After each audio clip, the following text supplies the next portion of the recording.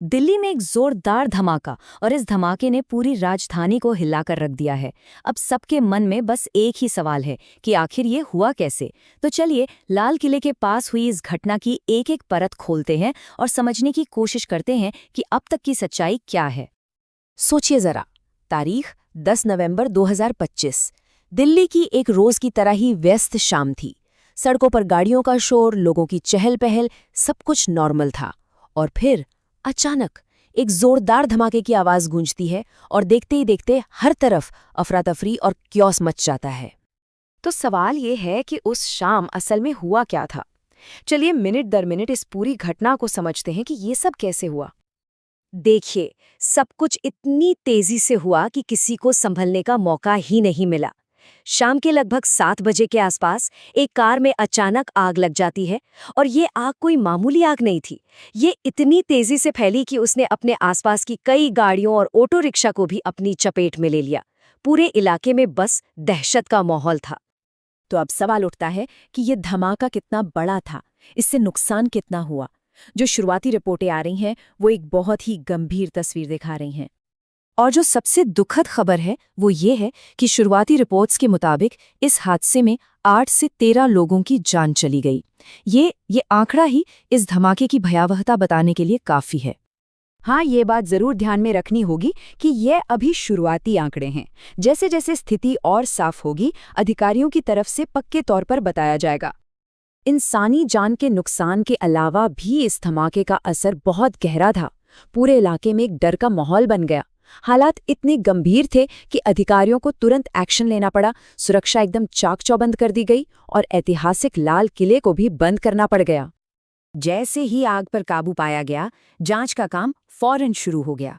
तो अब देखते हैं कि अथॉरिटीज इस पूरी गुत्थी को सुलझाने के लिए क्या कर रही हैं। वो कैसे पता लगा रही हैं कि आखिर हुआ क्या था। जांच बहुत ही मेथोडिकल तरीके से चल रही है। सबसे पहले तो पूरे एरिया को सील किया गया। फिर फोरेंसिक टीम ने सबूत इकट्ठा करना शुरू किया और उन्हें अमोनियम नाइट्रेट जैसी चीज के निशान मिले हैं। साथ ही सीसीटीवी फुटेज खंगाली जा रही हैं और उस कार के मालिक को भी पूछताछ के लिए हिरासत में ले लिया गया है।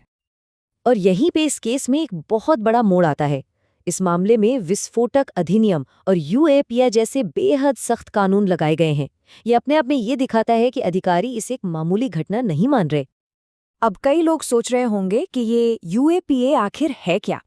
देखिए, आसान शब्दों में यूएपीए एक एंटी टेरर कानून है। जब अधिकारियों को लगता है कि कोई घटना देश की सुरक्षा के लिए खतरा बन सकती है, तब इस कानून का इस्तेमाल होता है और ये जांच एजेंसियों को बहुत ज्यादा अधिकार देता है।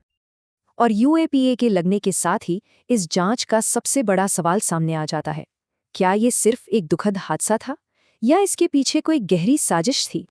हादसा या साजिश, यही वो एक सवाल है जिसके इर्द गिर्द अब ये पूरी जांच घूम रही है। देखिए, इस वक्त 2 थ्योरीज पर काम चल रहा है।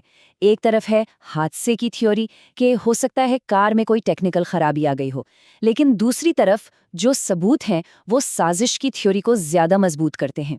जैसे अमोनियम नाइट्रेट का मिलना, यूएपीए का लगना, एनआईए जैसी टॉप एजेंसी का इस केस में शामिल होना, और तो और प्रधानमंत्री और गृह मंत्री खुद इस मामले पर नजर बनाए हुए हैं। ये सब एक सोची समझी साजिश की तरफ इशारा कर रहे हैं।